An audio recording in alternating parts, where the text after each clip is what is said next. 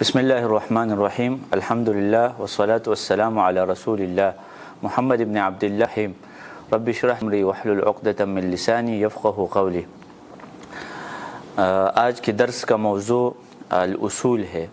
اصول کے بارے میں ہم پڑھیں گے، اور اصول کا لفظ جب آپ سنیں گے تو عموماً دو چیزیں ذہن کو متبادر ہوتی ہے، ایک ہے اصول الفقہ اور ایک ہے اصول الحدیث۔ تو مدارس میں بھی اصول الفقہ کی کتابیں پڑھائی جاتی ہے یا اصول الحدیث کی کتابیں پڑھائی جاتی ہے، تو عموماً اصول کا اطلاق اصول الحدیث اور یہ جو دو علوم ہے یہ شرعی علوم اور مقاصد کے لیے وسائل ہے، کیونکہ آپ فقہ کو اصول فقہ کے بغیر نہیں سمجھ سکتے ہیں، اور نہ یہ تاریخ میں موجود ہے کہ کوئی عالم اصول فقہ پڑھنے کے بغیر فقیہ بنا ہو یا محدث اصول حدیث پڑھنے کے بغیر۔ تو یہ دو علوم بھی بہت اہم ہیں، لیکن کیف تحصل الملکۃ فی ہذین العلمین، آپ کیسے ملکہ حاصل کریں؟ ایک تو پڑھنا ہوتا ہے، پڑھتے تو سب ہے، لیکن متقن عالم کیسے بننا ہے اور اصول فقہ حاصل کرنے کا کیا طریقہ کار ہے، کس طریقے سے، کیونکہ کیف بہت ضروری ہے۔ بعض لوگ کہتے ہیں میں نے مدرسہ میں اصول شاشی پڑھی ہے اور اس کے بعد نور الانوار پڑھی ہے اور میں نے بیضاوی پڑھی ہے تفسیر میں۔ ہمارے ایک استاذ نے کہا تھا کہ میں نے کسی سے پوچھا کہ آپ نے کیا پڑھی ہے تفسیر، انہوں نے کہا کہ میں نے بیضاوی شیساوی پڑھی ہے، تو میں سمجھا کہ یہ تو بیضاوی کا ابو لگتا ہے۔ تو بعض لوگ کہتے ہیں میں نے اصول شاشی پڑھی، لیکن طریقہ کار نہیں پتہ۔ اگر آپ اسٹوڈنٹ کو تیسرے درجے میں اصول شاشی کے سامنے بٹھاتے ہیں تو وہ کبھی اصول فقہ حاصل نہیں کر سکتے۔ تو اس میں ایک طریقہ ہے، ہمارے مدارس میں یہ غلط ہے کہ اصول شاشی کو تیسرے درجے میں طالب علم پڑھ کر پھر آپ دیکھتے ہیں کہ صبح امتحان ہوتا ہے اور ان کو اصول شاشی کا نام بھی پتہ نہیں ہے کہ یہ کس شاشی کی طرف منسوب، کیونکہ شاشی بھی تو دو لوگ ہیں نا، ان کو پتہ نہیں ہوتا کہ کس کی۔ تو اس لیے منہجیت بہت ضروری ہے۔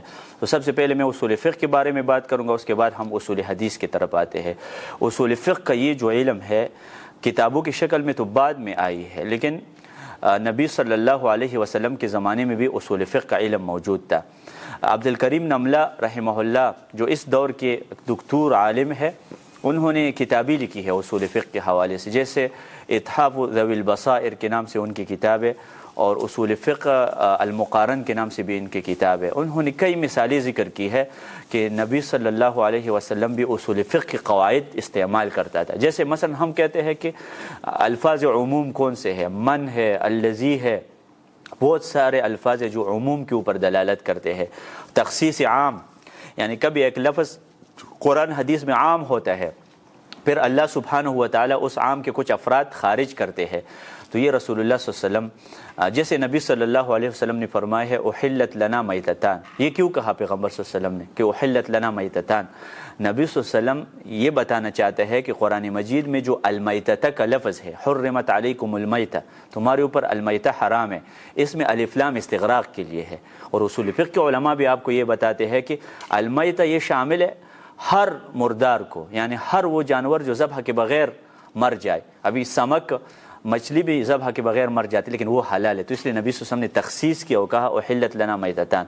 اسی طرح ہم کہتے ہیں کہ شرط کے بعد جب نکرہ آ جائے تو عموم کا فائدہ دیتا ہے، یعنی قوماً معنی دیتا ہے۔